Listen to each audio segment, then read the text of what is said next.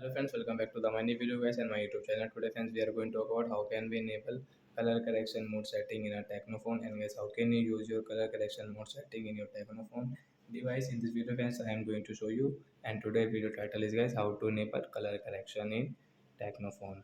So when first of all you will have to click on guys your phone setting, means open your phone setting to enable your color correction mode setting guys, and scroll.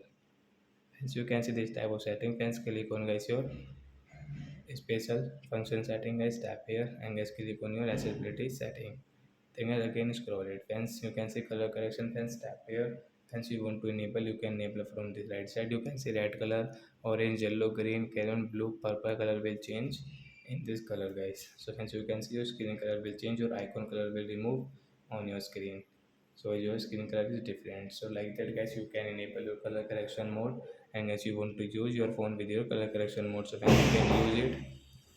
So that's it guys, thanks for watching, and guys I'm really sorry guys for this sound guys, I'm really sorry guys.